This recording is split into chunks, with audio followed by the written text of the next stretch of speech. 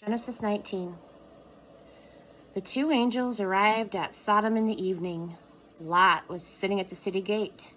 He saw them and got up to welcome them, bowing before them, and said, "Please, my friends, come to my house and stay the night. Wash up. You can rise early and be on your way refreshed." They said, "No, we'll sleep in the street." But he insisted, would not take no for an answer. And they relented and went home with him. Lot fixed a hot meal for them and they ate. Before they went to bed, men from all over the city of Sodom, young and old, descended on the house from all sides and boxed them in.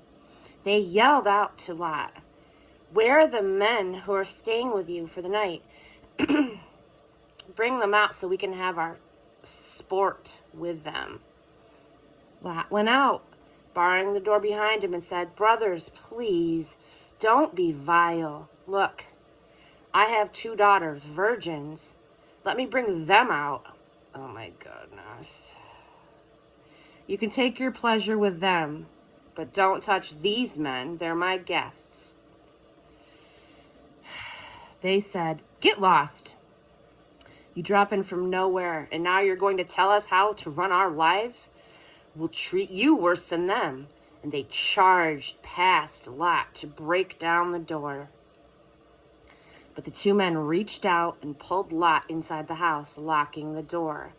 Then they struck blind the men who were trying to break down the door, both leaders and followers, leaving them groping in the dark. The 2 men said to Lot, "Do you have any other family here? Sons, daughters, anybody in the city? Get them out of here, and now we are going to destroy this place. The outcries of victims here to God are deafening. We've been sent to blast this place into oblivion." Lot went out and warned the fiancés of his daughters, "Evacuate this place. God is about to destroy this city." But his daughters' would-be husbands treated it as a joke. At the break of day, the angels pushed Lot to get going. "Hurry, get your wife and 2 daughters out of here before it's too late and you're caught in the punishment of the city."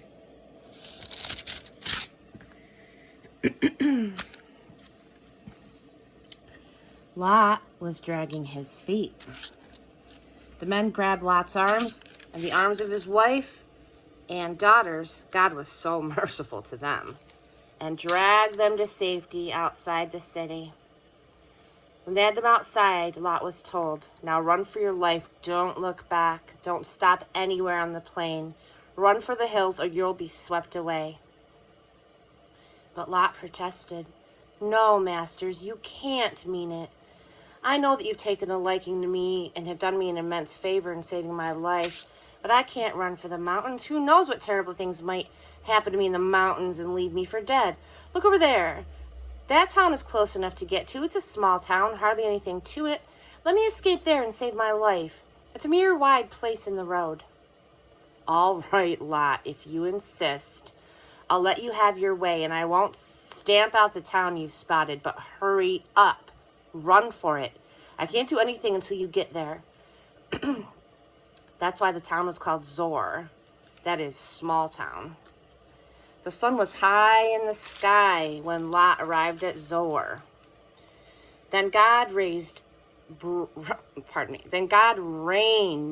brimstone and fire down on Sodom and Gomorrah, a river of lava from God out of the sky, and destroyed these cities and the entire plain and everyone who lived in the cities and everything that grew from the ground.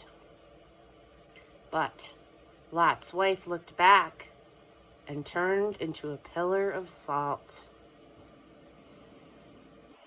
Abraham got up early the next morning and went to the place he had so recently stood with God.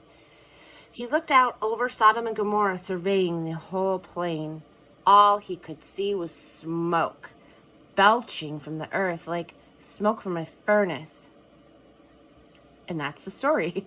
When God destroyed the cities of the plain, he was mindful of Abraham and first got Lot out of there before he blasted those cities off the face of the earth. Lot left Zoar and went into the mountains to live with his 2 daughters. He was afraid to stay in Zoar. He lived in a cave with his 2 daughters. One day, the older daughter said to the younger, "Our father's getting old, and there's not a man left in the country by whom we can get pregnant.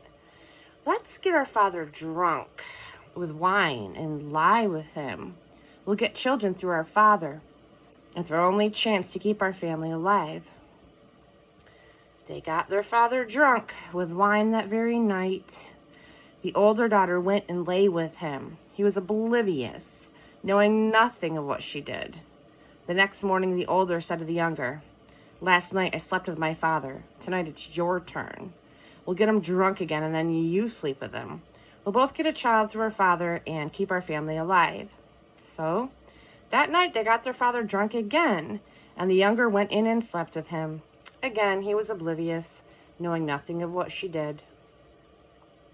Both daughters became pregnant by their father, Lot.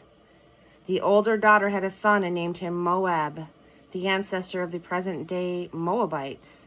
The younger daughter had a son and named him Ben-Ammi, the ancestor of the present-day Ammonites.